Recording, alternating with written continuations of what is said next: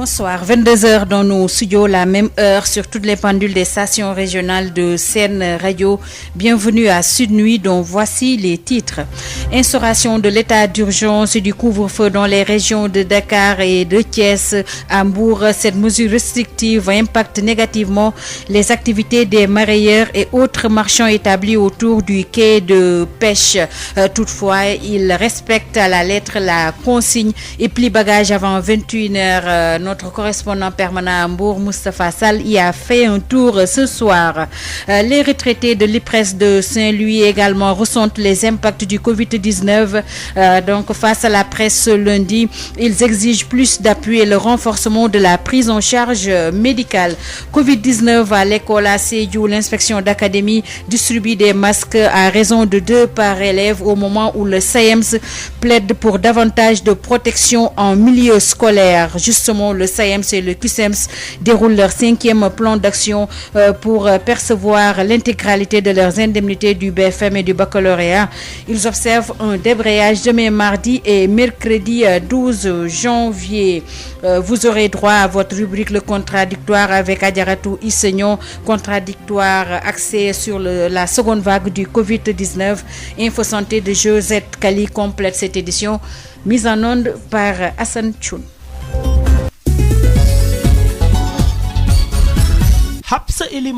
Bonsoir et bienvenue à Sud Soir et nous reparlons de l'instauration du couvre-feu dans les régions et de l'état d'urgence dans les régions de Dakar et de Thiès, notamment leurs conséquences au quai de pêche de Mbour à quelques minutes de 21h. Notre correspondant Moustapha Sall s'y était rendu et il déclare donc, il nous fait savoir que ces vendeurs et autres vendeuses et clients se précipitent,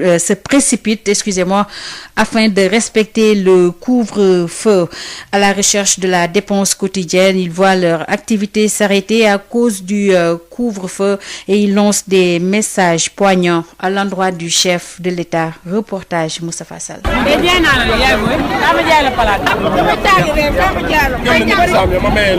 Le quai de pêche de Mbour grouille de monde. C'est l'heure de la descente à quelques minutes de 21h. Vendeurs, acheteurs et clients se précipitent pour plier bagages. Cette dame, avec un regard hagard, ne parvient pas à écouler son produit à cause du couvre-feu.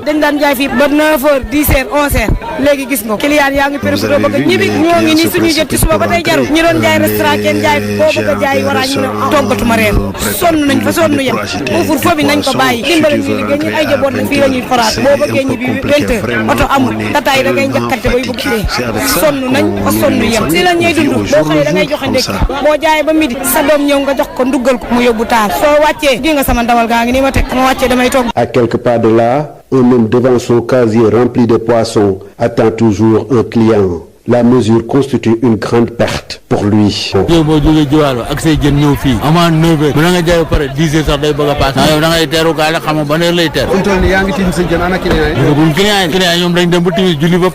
Des messages poignants à l'endroit du chef de l'État.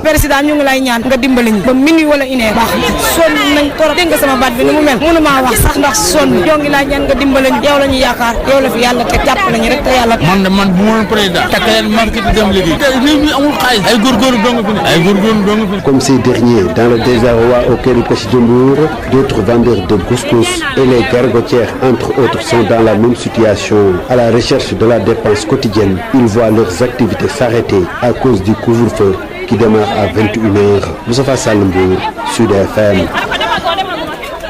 Merci à Moustapha Sall qui s'est rendu avant 21h au quai de pêche de Mbour. Intéressons-nous toujours au Covid-19 qui impacte les activités professionnelles des uns et des autres après les mareyeurs et commerçants du quai de pêche de Mbour. Place à certaines entreprises établies à Sacré-Cœur qui ont donc réduit de moitié leur personnel. Reportage Ismaïla Marcel Koli.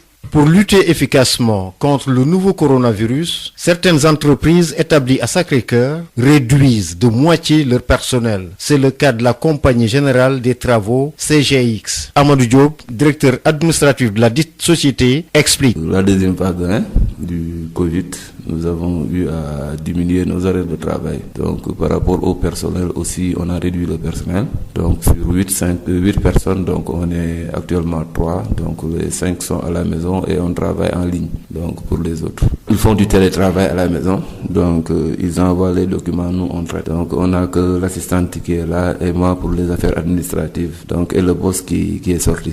Donc nous sommes 3 dans l'entreprise. À Taïba Assurance SA, le même dispositif mis en place depuis la première vague de contamination du coronavirus est toujours maintenu. Sur les 5 employés, seules 2 personnes font du télétravail, nous dit Cheikh Thiaw, administrateur général de Taïba Assurance. On avait pris des dispositions de la première vague et nous ne faisons pas partie vraiment des gens qui avaient baissé les bras.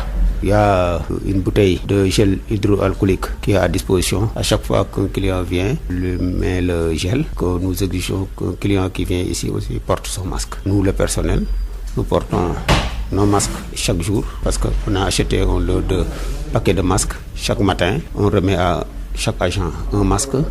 Donc, ce sont les dispositions. La distanciation sociale, elle est respectée. Vous le voyez vous-même, nos bureaux sont c'est une partie du personnel qui est en téléservice.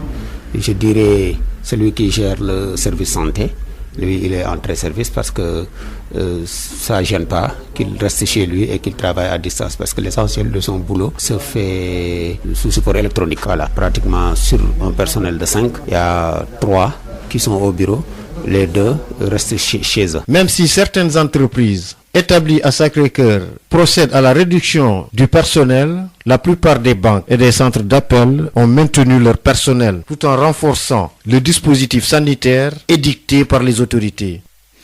Ismaël Marcel Colly, la pandémie n'impacte pas uniquement les travailleurs en activité, ceux à la retraite également ne sont pas épargnés à l'image de l'Association générale des retraités de l'IPRES qui à Saint-Louis exige du gouvernement et des autorités locales plus d'appui et de considération. Ses membres ont fait face à la presse lundi pour faire part de leurs difficultés en cette période de pandémie de la Covid-19. Ils souhaitent par ailleurs que la direction de l'IPRES et son PCA Mamadou Racine Sy puissent renforcer leur prise en charge médicale. El Hadj Madiop Thiam parle en leur nom. Il réagit au micro de Yves Tendeng. Dans un premier temps, j'ai entendu dire que les retraités, les vieux, le troisième âge est vulnérable à la chose. Or, par rapport aux actes de soutien ou de les couvrir, ça laisse à désirer, surtout du côté gouvernemental. En tout cas, pour ce qu'on a vu, le président Racine a fait un grand effort. Il sait ce que c'est le vieux retraité. Ils nous ont demandé de rester à la maison. Pourquoi faire? Et laisser les enfants sortir sans les couvrir. Les enfants vont venir nous amener le problème. Donc, le troisième âge n'est pas couvert du tout. Surtout sur le plan régional, je parle. Gouvernementalement, on n'est pas tellement bien assisté, quoi. Vous souhaitez plus d'appui? Plus d'appui et plus de considération au niveau gouvernemental, c'est-à-dire le gouverneur et ses collaborateurs. Nous semblons être un peu négligés ou oubliés. Est-ce que vous protégez des mesures barrières ou bien... Oui, mais comme le président Racine Sy, il nous a envoyé des masques. Il demande au conseil d'administration de l'IPRES, à la direction, de payer à temps. Et ils nous ont servi des masques, des liquides, et ainsi de suite. Vous voulez qu'au niveau régional, mais que ça se passe comme ça. Vous plaidez pour plus d'appui. Maintenant, en tant que retraité, de manière générale, par rapport à l'IPRES, vous ne manquez pas de tolérance. Renforcer la prise en charge médicale, très important, et vraiment regarder d'un bon œil le vieillard. Parce que il y en a qui pensent que le vieillard doit rester ici, d'être comme tout va bien, quoi. On dit, cadre à l'intérieur, et puis on vient donner à manger et à boire, c'est terminé. Or, c'est pas le cas au Sénégalais. Vous voulez être mieux intégré dans les programmes de développement. Le développement, exactement. En tout cas, pour moi, si le Sénégal avait 10 comme Racine Sy, alors vraiment, on ne se plaignera de rien.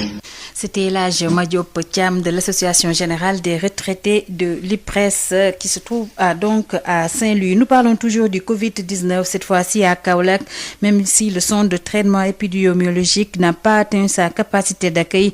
La situation demeure préoccupante. Les nouvelles contaminations augmentent, de même que les cas en isolement. Et plus grave, les populations peinent à respecter les gestes barrières.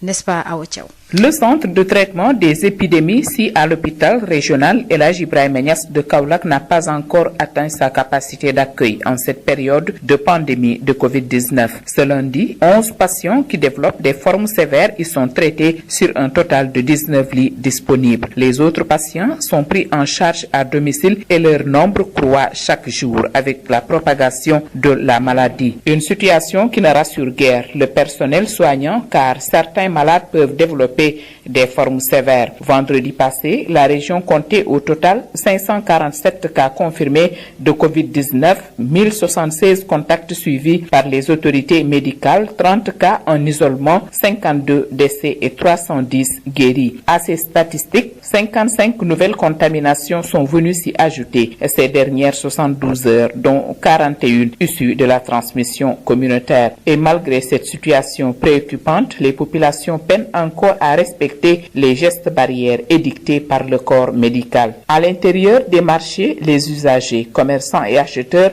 s'y côtoient sans port de masque, encore moins de respect de la distanciation physique. C'est également cette même situation qui est constatée dans les rues où les populations se regroupent à la devanture des maisons pour causer ou tout simplement prendre le thé. Plus grave encore, certains clients s'entassent dans les taxis et bus Tata ou encore les motos Jakarta sans port de masque.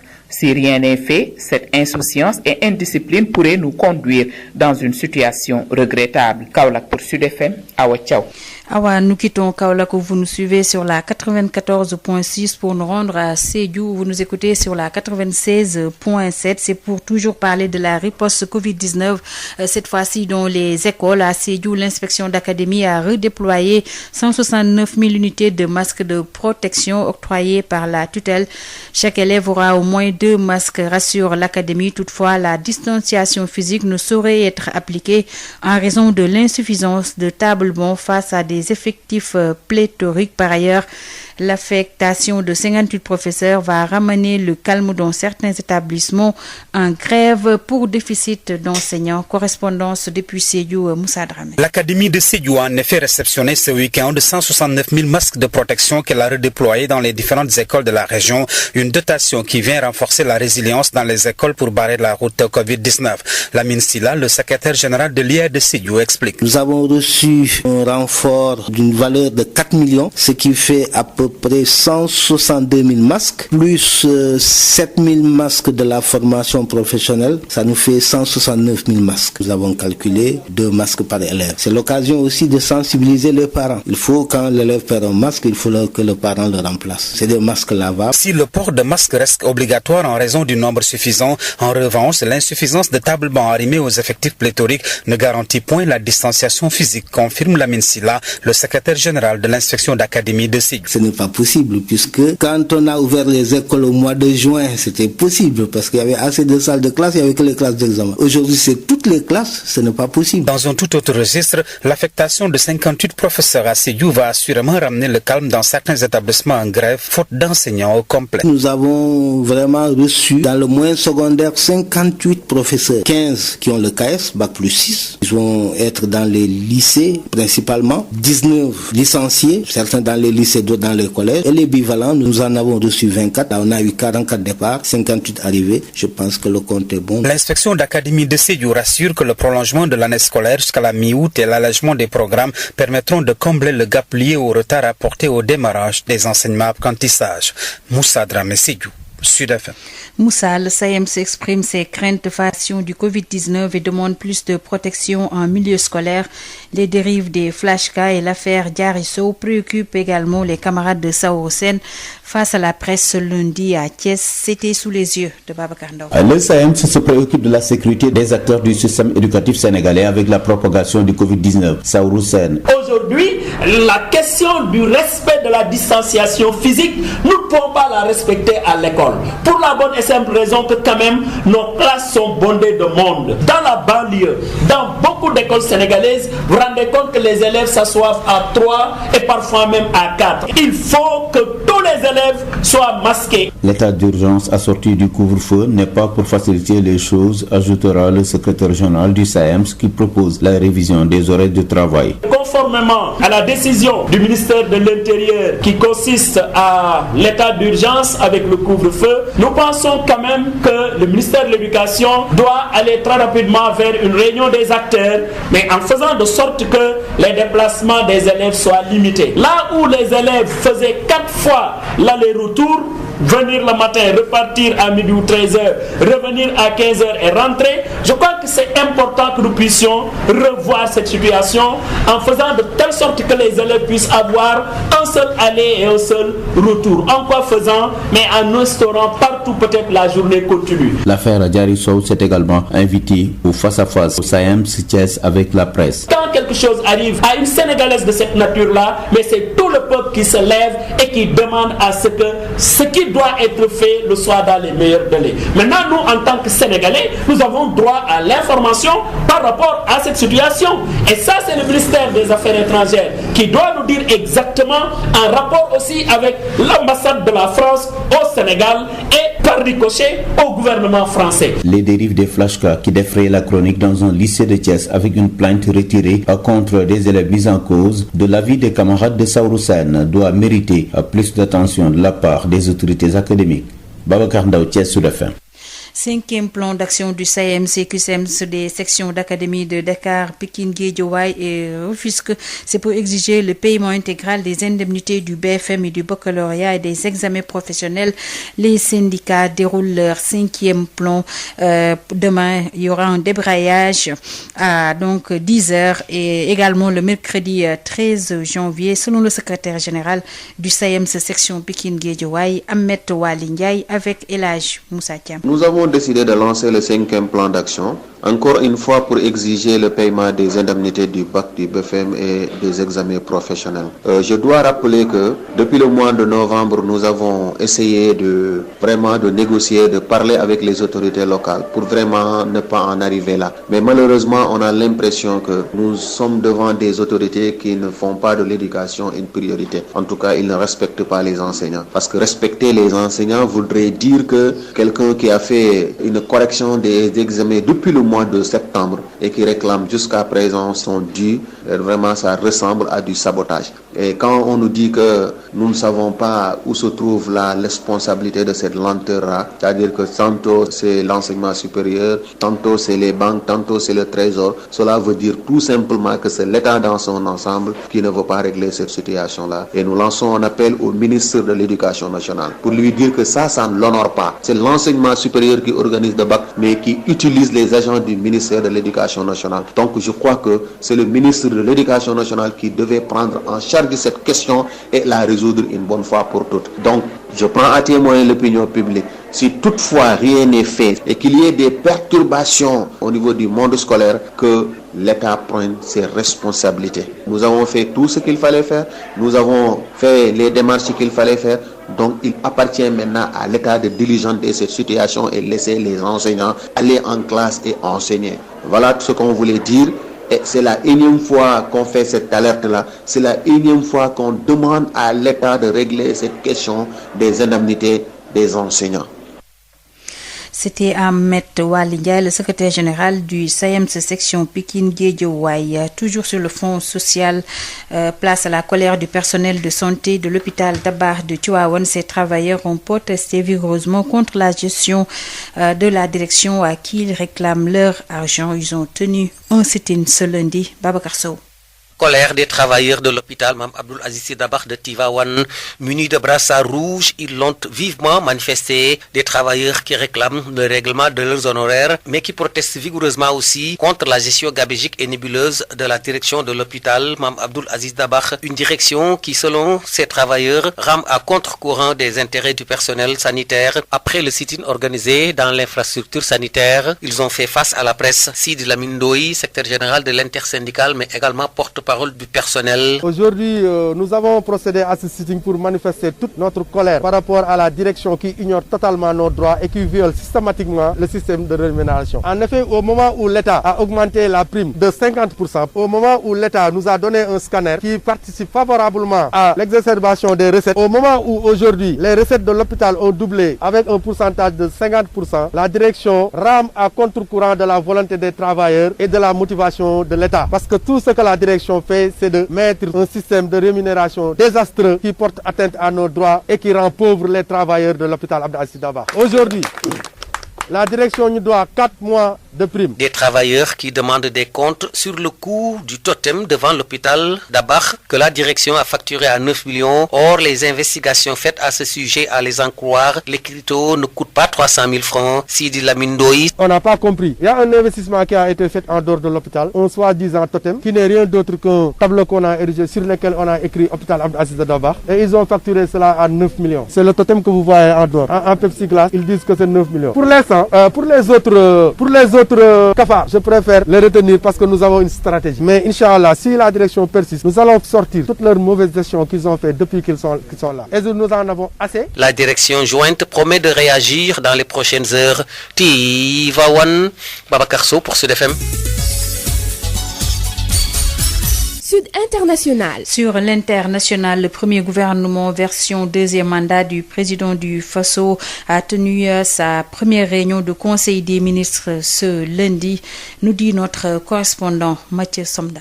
Pour la mise en œuvre de sa politique, le président du Faso qui entame un deuxième mandat confie l'action à 25 départements ministériels. La réconciliation, le dialogue social et la lutte contre l'insécurité sont les domaines prioritaires. La feuille de route est dressée par le Premier ministre Christophe Dabiré. Vous avez pu constater que le gouvernement est constitué de 25 départements ministériels conduits par 25 ministres, 7 ministres délégués et constitué également par une institution de mission placée auprès du président du Faso, à savoir le ministre d'État, ministre auprès du président du Faso chargé de la réconciliation nationale, ce qui fait 33 membres de gouvernement. La deuxième orientation qu'il a donnée, c'est qu'il fallait faire en sorte que le gouvernement puisse inscrire en perspective la mise en place des différentes grandes réformes pour lesquelles il a pris des engagements avec les populations, avec le peuple burkinabé. Ces réformes portent essentiellement sur la réconciliation nationale, sur la réforme foncière et immobilière, sur la réforme de l'administration territoriale de notre pays, sur également la réforme des rémunérations dans notre pays. La mise en œuvre de ces différentes réformes devrait prendre en compte 2 considérations. La première, le dialogue politique et le dialogue social qui doit être perpétué avec les partenaires sociaux de notre pays pour assurer un climat social serein pendant cette période de la mise en œuvre de ces différentes réformes. La réconciliation nationale, ce refrain est chanté en longueur de journée au Faso et il revient à l'ancien chef de file de l'opposition qui détient ce portefeuille ministériel de trouver la formule pour la réalisation de cet objectif. Mathieu Somda depuis Ouagadougou pour Sud FM. Mathieu Sonda, retenez avec nous que Ford annonce la fermeture de ses usines au Brésil et qu'un séisme de magnitude 6,8 à la frontière entre Russie et Mongolie a eu lieu ce lundi. Et enfin, le sud du département d'État a également brièvement annoncé la fin du mandat du vice-président Mike Pence. Un employé mécontent serait à l'origine de ces changements. Retenez tout d'abord que le sud du département d'État annonce prématurément la fin du mandat de Donald Trump. Le contradictoire. Le contradictoire, les lundis et vendredis, tous les sujets à controverse seront débattus dans le contradictoire. Un sujet, 2 invités pour un regard croisé. Le contradictoire, c'est tous les lundis et vendredis sur Sud FM Sen Radio. Seconde vague du Covid-19 plus virulente, plus meurtrière avec des chiffres records de contamination et de décès. Quels sont les facteurs? La riposte est-elle adéquate et les moyens sont-ils disponibles? Le directeur du SNEPS, Dr Ousmane Gueye, apporte les réponses qu'ici. Il est notre premier invité. Il est avec Adjaratou Issagnon. Docteur Ousmane Gueye, bonjour. Bonjour. Vous êtes le directeur du SNEPS. On est en pleine deuxième vague concernant le coronavirus. Comment expliquer justement ces chiffres records de contamination et de décès? Merci beaucoup. Je crois qu'il faut peut-être analyser sous 3 angles ou bien prendre 3 facteurs en considération, très importants.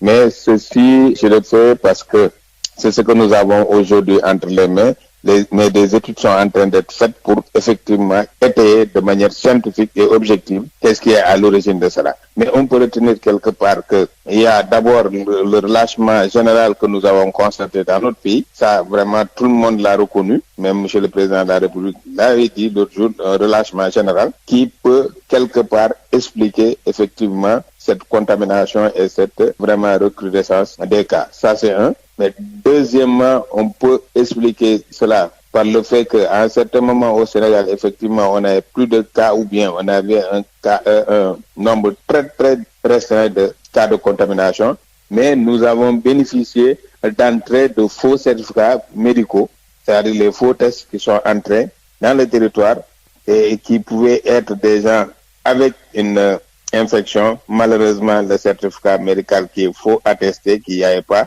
d'infection. Mais en troisième lieu, il ne faut pas oublier que le coronavirus, c'est la famille des virus qui donnent la grippe. Et le plus souvent, dans cette période de baisse de température, c'est des virus qui se dupliquent très rapidement et vraiment, c'est leur période. Ça peut également expliquer quelque part, aujourd'hui, le fait qu'il y ait une contamination, une propagation au niveau de la communauté.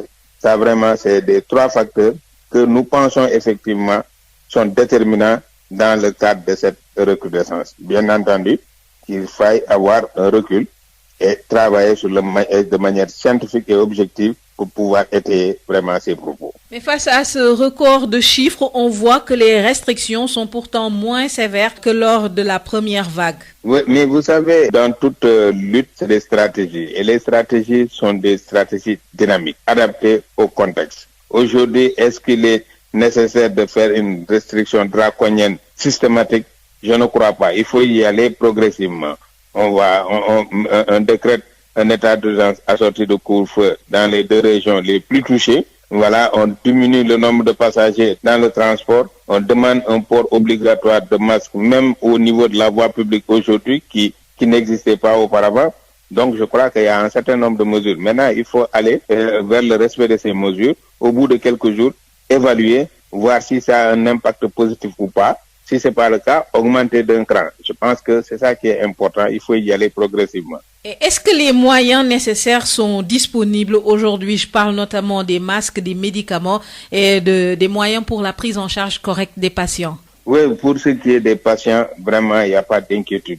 La PNA a un stock suffisant. Des commandes ont été faites jusqu'à vraiment avoir un seuil de sécurité acceptable. Je pense à ce niveau, il n'y a pas de souci. Pour la prise en charge des patients, l'équipement des praticiens, on n'a pas de souci à ce niveau. Maintenant, ce qui est sûr, il faut aller vers une surveillance rigoureuse de ce stock. Dès que le seuil d'alerte est là, on passe une nouvelle commande. Je pense que la PNA est assez outillée dans ce domaine. Aujourd'hui, Dr Ousmane Gueye, quelles sont les véritables limites dans la gestion de la pandémie? Les limites, c'est l'appropriation de la population. Parce qu'en termes de moyens, en termes de personnel et de ressources humaines, je crois quelque part, il n'y a pas de problème. Le problème aujourd'hui, la limite fondamentale, c'est le comportement de la population.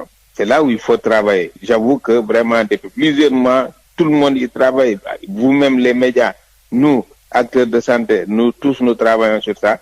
Mais c'est là où ça pose problème. Et on l'accepte et on le reconnaît parce que le changement de comportement n'est pas chose aisée. C'est une lutte de longue haleine. C'est la communauté. Il faut parler avec la communauté. Il faut essayer de changer le comportement de la personne. C'est pas facile du tout. Donc vraiment, la véritable limite aujourd'hui, c'est le manque d'appropriation de la population des gestes barrières. Docteur Ousmane Gueye, je vous remercie. C'est moi qui vous remercie. Après Docteur Ousmane Gueye, Adjaratou Issegna reçoit Docteur Mohamed Ly, spécialiste en santé publique. Il indexe plusieurs manquements dans la gestion de cette crise sanitaire. Le non-respect des gestes barrières n'est pas le seul facteur. La faiblesse des tests pose problème selon lui. Nous l'écoutons. Docteur Mohamed Ly, bonjour. Bonjour. Vous êtes spécialiste en santé publique. Aujourd'hui, on est dans la seconde vague de la pandémie du coronavirus. Comment expliquer dans ce contexte ces chiffres records de contamination et de décès? Bon, je pense qu'il y a le climat peut-être qui joue, parce qu'on a vu que dans beaucoup de pays à travers le monde, il y avait de secondes vagues qui étaient quand même plus sévères que les premières. Le fait donc que les gens sont obligés de se confiner comme il fait froid dans des chambres et que les chambres ne sont pas bien aérées. Et maintenant, comme il y a beaucoup plus de cas que lors de la première vague, donc il y a plus de cas sévères comme les autorités elles-mêmes le reconnaissent et quand il y a plus de cas sévères et il y a plus de décès. Bon, maintenant, les leçons à en tirer, c'est que il aurait fallu profiter peut-être de la décrue qu'on avait observée dans la période d'après Tabaski pour mieux se préparer à une éventuelle seconde vague, du moment que on savait très bien que le virus était encore dans le monde et qu'à tout moment, il y aurait pu y avoir une recrudescence comme on l'observe ce temps-ci. Or, ce qu'on remarque, c'est que on est même moins prêt que pour la première fois parce que les CTE sont fermés. Pour les CTE fermés pour la plupart, on a du mal à les ouvrir parce qu'on n'a pas payé les techniciens qui y travaillaient. Bon, il n'y a pas eu entre-temps beaucoup d'équipements pour la réanimation. Donc, on a écho de zones dans le pays où les gens n'ont pas de respirateurs, ont du mal à avoir de l'oxygène. C'est comme si on n'avait pas profité justement de l'avertissement de la première vague pour se préparer pour non seulement cette deuxième vague-là, mais pour les futures pandémies qui pourraient survenir dans le futur. Et est-ce que la riposte est adéquate et rapide si l'on voit que les restrictions sont moins sévères alors qu'il y a plus de cas? Là aussi, bon, je remarque effectivement que on ne parle ni d'école ni de lieux de culte. Bon, les transports, on est moins rigoureux que pour la première fois. On ne parle que de masques, de gel, de se laver les mains. Moi, mon opinion personnelle, c'est que il faut qu'on arrive à identifier les malades. Et pour cela, il faut faire beaucoup plus de tests que ce qu'on est en train de faire actuellement. Et il y a des opportunités maintenant d'utiliser d'autres tests comme des tests antigéniques ou bien des tests rapides. Donc, je me demande pourquoi on ne le fait pas et on persiste simplement à croire que la faute vient des populations, alors que, comme on l'a remarqué, il y a quelquefois des situations où les populations aussi sont désarmées. Par exemple, quand on leur demande de rentrer avant 21h et qu'il n'y a pas assez de moyens de transport, ils sont obligés de se bousculer, de se serrer. Et ça favorise la propagation du virus. Et d'autres fois, c'est des raisons économiques. Les gens vivent dans des maisons assez étroites. Ils n'ont pas les moyens peut-être d'avoir des plus grandes maisons. Donc, quand on les confine également dans ces maisons-là, c'est pas de leur faute s'ils sont les uns à côté des autres. Mais si on testait pour voir lesquels sont positifs et qu'on puisse isoler ceux qui sont positifs, je pense que ça pourrait aider à améliorer un peu la lutte. Mais on ne peut pas toujours se contenter de dire portez vos masques, lavez-vous les mains et ça limiter à ça et mobiliser armée police en croyant que ça pourrait régler le problème. Il faut agir des deux côtés, pas simplement les gestes barrières que les populations doivent bien sûr observer, mais aussi que l'État trouve les moyens avant des vaccins aussi qui ne sont pas encore là. Donc, c'est comme si on nous faisait miroiter des vaccins pour qu'on oublie la situation actuelle. Avant le vaccin, il y aura plein de patients qui vont décéder. Donc, je pense qu'il faut faire en sorte d'identifier vraiment les personnes malades et de les isoler pour qu'elles ne contaminent pas les autres. Selon vous, aujourd'hui, quelles sont les véritables limites dans la gestion de la pandémie au Sénégal? En fait, on ne voit qu'une partie de la pandémie. On ne voit que le sommet de l'iceberg parce qu'on ne teste que le test est restrictif. Même quand une personne a le Covid, on ne teste que les contacts âgés de plus de 50 ans, je pense, ou bien qui ont des comorbidités, et tous les autres qui ont moins de 50 ans ou qui n'ont pas de comorbidité, et qui peuvent quand même attraper le virus, on ne les teste pas. Or, ces gens-là peuvent contaminer les autres. Donc, comment voulez-vous régler le problème de la pandémie si on laisse des gens positifs qui peut-être font des formes asymptomatiques contaminer à la chaîne les autres? Et on atteint maintenant des chiffres qui commence à devenir inquiétant. Donc, tant qu'on agit comme ça, bon, ce qu'on peut espérer, c'est peut-être à la longue que tout le monde fasse la Covid. Et il y aura bien sûr beaucoup de gens qui vont en mourir. Et à la longue, on aura peut-être une immunité de groupe. Mais ça va être très cher payé. Docteur Mohamed Ly, je vous remercie. Après la rubrique Le Contradictoire, place à Info Santé avec Josette Kali. Biotox anti-moustique pour le corps, les vêtements, les rideaux et draps vous protège contre les moustiques chez l'adulte et l'enfant. Val d'Afrique vous offre votre journal de la santé. Bonjour. Il faut impérativement renforcer les mesures barrières à l'endroit des personnes du troisième âge en cette période où les cas positifs au coronavirus, surtout ceux graves, ne cessent d'augmenter. Face à cette situation, le docteur Ousseinouka, gériatre, souhaite un autoconfinement de ces personnes vulnérables qui sera basé sur la pratique sportive à domicile tout en respectant les prescriptions des médecins. Docteur Ousseinouka, médecin gériatre à l'université Alioune Diop de Bombay, par ailleurs directeur de l'UFR Santé et Développement Durable. on ne peut pas isoler les personnes âgées des mesures générales. Mais comme les personnes âgées, c'est des personnes vulnérables, il faut renforcer ces mesures-là. Ce sont les mesures telles que le lavage des mains, le confinement, le port de masque. Et aussi, ce qui est le plus important, donc il faut essayer autant que ces mesures soient le plus renforcées. Il faut que la personne âgée soit éduquée, sensibilisée pour qu'elle soit à l'écoute de son corps. Au moins de signes, au moins de symptômes, que la personne puisse aller à l'hôpital. Donc ça aussi, c'est important que la personne puisse respecter scrupuleusement son traitement médical. Quand la personne âgée est diabétique ou hypertendue ou a une autre comorbidité, il est important que vraiment que cette personne puisse équilibrer cette comorbidité, c'est-à-dire que puisse prendre ses médicaments régulièrement. Il ne faut pas que la personne puisse interrompre ses médicaments en se disant qu'elle a peur d'aller à l'hôpital à cause de cette épidémie. Merci de nous avoir suivis. Nous vous donnons rendez-vous demain pour un nouveau numéro de Info Santé. Biotox anti-moustique pour le corps, les vêtements, les rideaux et draps vous protège contre les moustiques chez l'adulte et l'enfant. Val d'Afrique vous a offert votre journal de la santé.